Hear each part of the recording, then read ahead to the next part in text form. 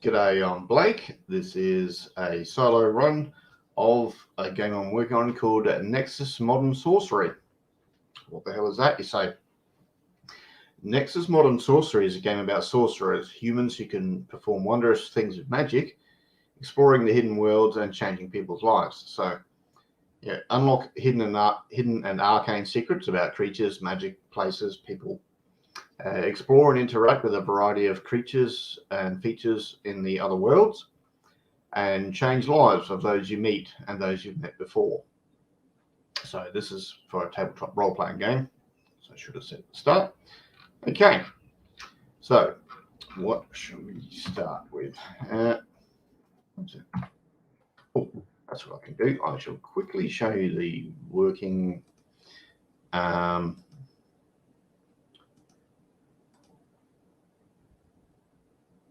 that's the cover, the working cover.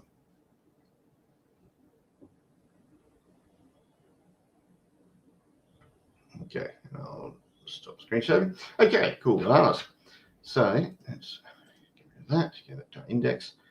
So today we're going to, so you're, humans, so sorcerers are humans born and raised on Earth. They may have spent weeks, months, or even years in one of the other worlds, such as interacting with the fairy of the Dreamlands or exploring the wilds of Zarak. Changing lives. Sorcerers can use magic to give inspiration and options to themselves and others. Once sorcerers are involved in a situation, the variety of short and long-term outcomes expands many times. This is one of the reasons that fairy find them so interesting. So, and they do magic. Some tropes or inspiration for this game would be The Magicians and the Order series on Netflix, Stargate Atlantis, bit of Genshin Impact computer game, and Mage the Awakening role-playing game. And there's a bit of all five, as well as the works of like Garth Nix and Neil Gaiman. Okay, so what should we do? Start of mission. So we'll start with Petra. Petra's an exarch. She's an Aries with the virtue of kindness and the vice of pride. She's got a sanctuary, like a magical home or hideout in Munich, Germany, which is an urban flat, but you go through a special door and there's a cemetery in the same little pocket dimension out the back. And she's in her 40s, and she's got a black transit van, like 18, but without the red stripe. Okay. She can do rest, like people who've had trauma and trouble sleeping. She can give them a good night's sleep, several nights sleep. She can do silence, so magically deaden sounds in an area. She can banish a creature back to where it came from. And concealment. Let's say, so that's hiding items. So like a bunch of weapons or big items, just hide them as like cufflinks or whatever. And her magic style is tracing sigils in the air. So, start of mission. She's an exarch. Should get the playbooks up. This will not take long at all. So, start of mission, gear up. Okay, so she may or may not have found some good gear.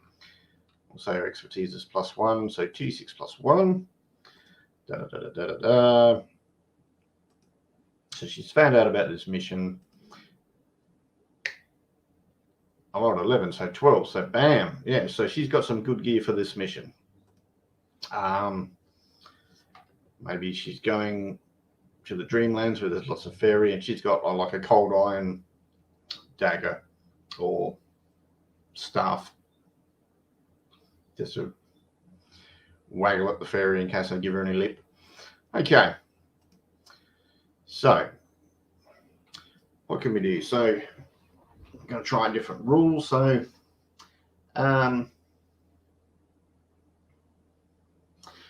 maybe Petra is swimming. She's in the Dreamlands, and then this particular dream that she's exploring, there's people swimming, and she's swimming in like a canal with sort of moderately steep cliffs on each side. And we'll get her to do A physical task. So she's got +1. Let's see how we go.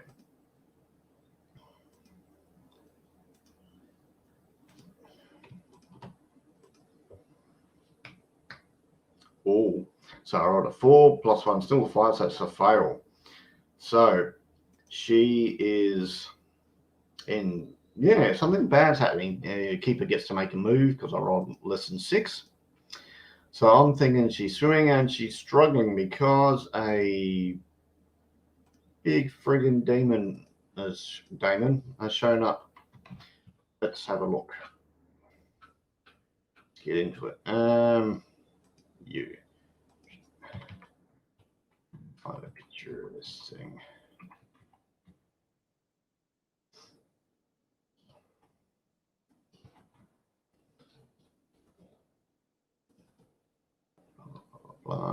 You. Let me open it. Okay.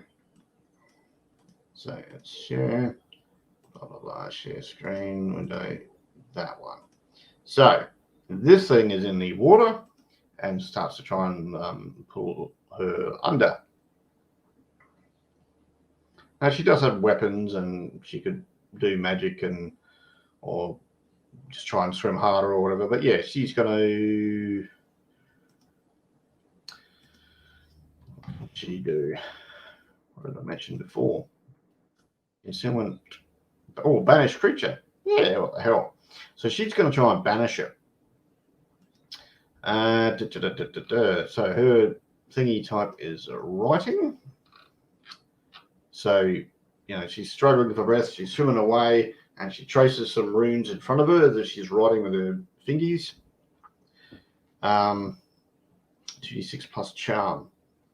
Okay, so she's going to try and use her banish power to bugger off this daemon back to the dark. So highlight the dice and roll 6. Okay, but she's got +1. Just wondering if she gets any situational bonuses. I mean, it's right friggin' there. So no. So it's 7 and 9 result. So mixed success result. She can get harmed. Probably would. Portal opens there. We're going to go with harmed. So she gets hurt. So this thing's tentacles hurt her limbs, and she would be probably chugged down some water while she's gasping for breath to get this magic off. But the magic goes off, and the demon is, sent back to the dark, and she would swim back to the surface, gasping for air. But she's all right; she can keep going. Okay, I want to try some other rules. So this is not Petra's day. She is going to the river she is in is actually speeding up because it's going towards a waterfall. Well, there's some rapids and a waterfall. I think she is going to try and hang on to something and climb out rather than just ride the waterfall down. So this is an avoid harm roll. Avoid harm. All right, see how we go. All right, but I'm going to say Petra's. This is not Petra's strong suit. So -1. So 2d6 -1. Here we go. She got a 7, but the 6, the thingy takes it down to a 9. So bam. Not her day.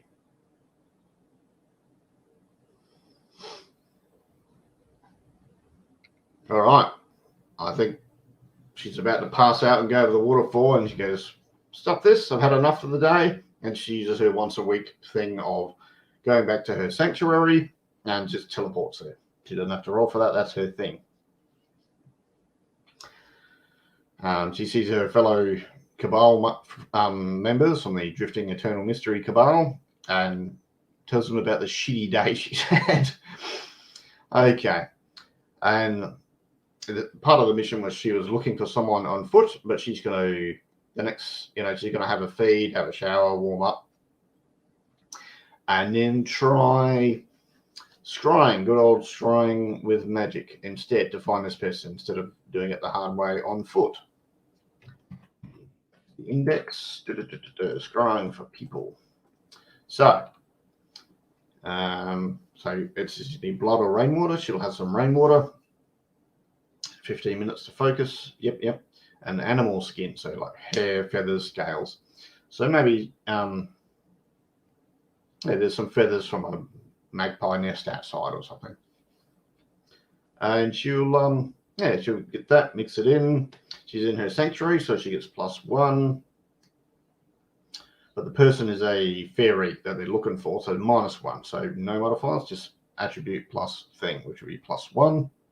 Now this would be +2. This is her main stat because it's charm. Petra's very charming. So let's go with 2d6 +2. Holy crap, snake eyes. So 2 + 2 is 4. Failure. Not. This really isn't Petra's day. She should have just gone to bed. Failed. Oh, I think she's got 3 failures today. So yeah, she's going to mark XP. But okay. But it's not interesting for the sake of this recording. So I was bump it up to a 7 and 9 and say it succeeded, but either they know she's watching them, you've attracted a third party, you'll come and find you, backlash. We'll go backlash. So Petra scrying on this person, this fairy creature. Well, it's a hag, and it's conducting some ritual or something. So she's watching it do some magic, and at the last second, it sees her and it does some sort of light magic, and Petra's blinded. So for a couple of hours, she's seeing things, and she's got a huge headache. It's going to lay down, but at least she's got some idea where this thing is.